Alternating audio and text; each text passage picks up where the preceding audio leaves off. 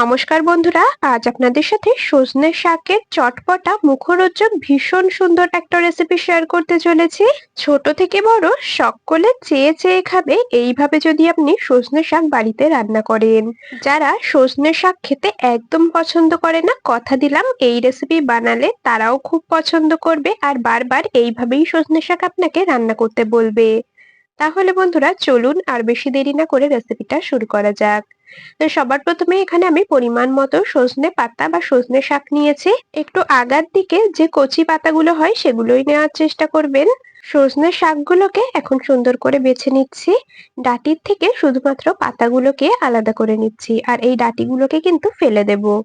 দেখুন এরকম ভাবে শিরার থেকে এইভাবে ধরে টান দিলেই কিন্তু পাতাগুলো সুন্দরভাবে আলাদা হয়ে যাচ্ছে। তো এইরকম ভাবে আমি পুরো কাজটা করতে থাকি আর আপনারা কিন্তু অবশ্যই আমাকে এই সময়টা কমেন্টসে জানিয়ে যাবেন আপনারা কে কোন জায়গা থেকে আমার আজকের এই রেসিপিটা দেখছেন, তবেই না আপনাদের কমেন্টসে ধন্যবাদ জানাতে পারবো। এদিকে আপনাদের সাথে কথা বলতে বলতে আমি সমস্ত সজনে পাতাগুলোকে সুন্দর করে বেছে নিয়েছি আর পরিষ্কার করে কয়েকবার জল পাল্টে ধুয়ে নিয়েছি। পাতাগুলোকে বেশ কয়েকবার জল পাল্টে ধুয়ে নিয়েছি, এখন এটাকে সাইডে সরিয়ে রাখলাম। চলে এলাম ওভেনের কাছে, ওভেনে বসিয়েছি একটা কড়াই। কড়াইয়ের মধ্যে দিয়ে দিলাম বেছে ধুয়ে রাখা সজনে শাকগুলোকে। হাফ কাপের মতো জল দিয়ে দিলাম এর মধ্যে, খুব বেশি জল দেব না। এতটা পরিমাণে জল দিতে হবে যাতে করে সজনে শাকগুলো সুন্দরভাবে সেদ্ধ হয়ে যায় আর জলটাও পুরোপুরি শুকিয়ে যায়। সেজন্য একদমই অল্প হাফ কাপের মতো জল দিয়েছি আর এখন একটু নেড়েচেড়ে নিয়ে ঢাকা দিয়ে ঢেকে দিলাম।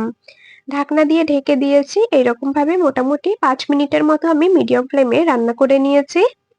ঢাকনা খুলে নিয়েছি, দেখুন সজনে পাতাগুলো কিন্তু বেশ সুন্দরভাবে সেদ্ধ হয়ে গেছে আর এর মধ্যে যা এক্সট্রা জল দিয়েছিলাম পুরোপুরি জল শুকিয়ে গেছে।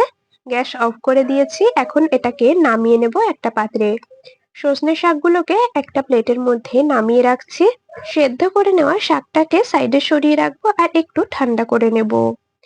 এই সময় আরো বাকি কিছু কাজ আমি কমপ্লিট করে নিই। এখানে দেখুন নিয়েছি একটা বড় বাটি, তার মধ্যে দিয়ে দিচ্ছি একটা বড় সাইজের কুচিয়ে নেওয়া পেঁয়াজ, 5 থেকে 6 কোয়া মতো রসুন একদম মিহি করে থেতো করে নিয়েছি। থেতো করে নেওয়া রসুনটা দিয়ে দিলাম, এরপর দিয়ে দিচ্ছি দুটো কুচিয়ে নেওয়া কাঁচা লঙ্কা।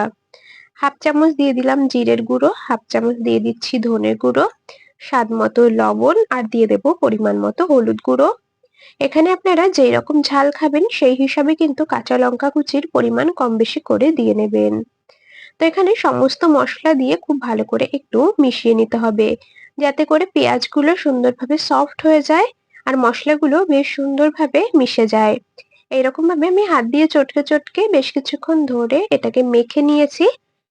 এর মধ্যে এখন ভাপিয়ে রাখা শাকগুলোকে দিয়ে দেব, মানে সেদ্ধ করে রাখা সজনের শাকগুলোকে এখন এর মধ্যে দিয়ে খুব ভালো করে একসাথে চটকে মেখে নিতে হবে। বন্ধুরা সজনে শাক ভাজা বা সজনে শাকের ঘন্ট এইসব তো আমরা অনেকেই খেয়েছি, তবে একবার এইরকম ভাবে সজনে শাক বানিয়ে দেখবেন, বাড়ির প্রত্যেকে ভীষণ পছন্দ করবে।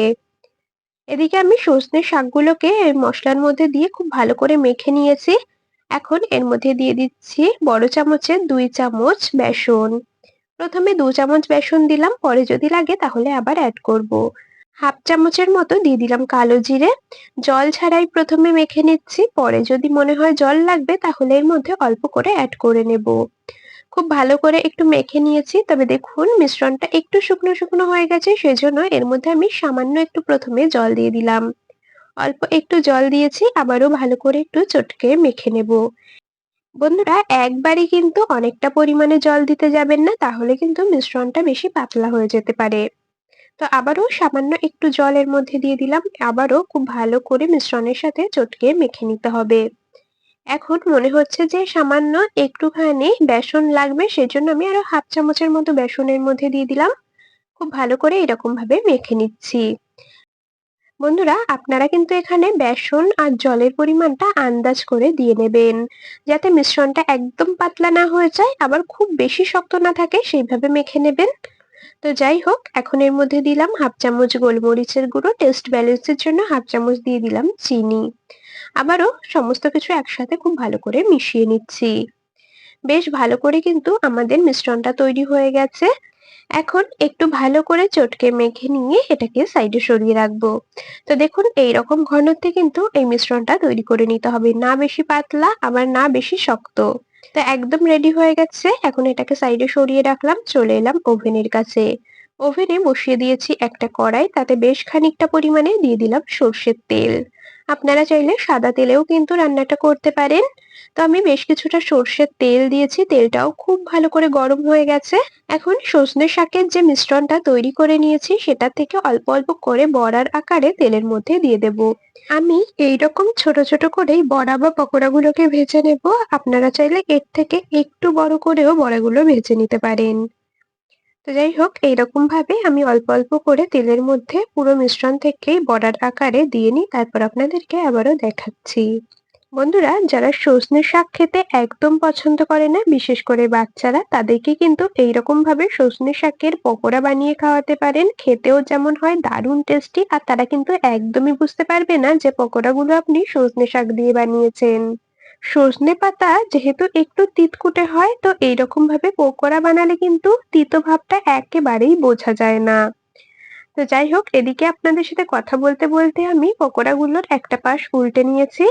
এইরকম ভাবেই উল্টে পাল্টে খুব ভালো করে পকোড়াগুলোকে বেশ মুচমুচে করে ভেজে নেব। গরম ভাতের সাথেও আপনারা এই সজনে শাক বা সজনে পাতার বড়া বা পকোড়া বানিয়ে খেতে পারবেন, আবার সন্ধ্যায় চা কফির সাথেও কিন্তু এই পকোড়াটা খেতে দারুণ লাগে। তো এইরকম ভাবে আমি উল্টে পাল্টে বেশ খানিকক্ষণ সময় ধরে কখনো গ্যাসের ফ্লেম মিডিয়ামে, কখনো লোতে, আবার কখনো হাইতে দিয়ে ভেজে নিয়েছি। দেখুন বেশ সুন্দর লাল লাল হয়েছে, একদম মুচমুচে করে ভেজে নিয়েছি। এখন তেল ঝরিয়ে একটা পাত্রে তুলে নিলাম। আপনাদেরকে একটা পকোড়া একটু ভেঙেও দেখিয়ে দেব। পকোড়াগুলো হয়েছে ওপর থেকে একদম ক্রাঞ্চি মুচমুচে, আর ভেতরে একদম সফট। বন্ধুরা, এই সজনে শাকের রেসিপিটা আপনাদের কেমন লাগলো অবশ্যই কমেন্টস করে জানিয়ে যাবেন। যদি ভালো লেগে থাকে তবে ভিডিওটিতে একটি লাইক আর বন্ধুদের মধ্যে অনেক অনেক শেয়ার করে দেওয়ার অনুরোধ রইলো। তাহলে আজ এখানেই শেষ করছি। আবার দেখা হবে পরবর্তী কোনো রেসিপির সাথে। ততক্ষণ সকলে ভালো থাকবেন, সুস্থ থাকবেন।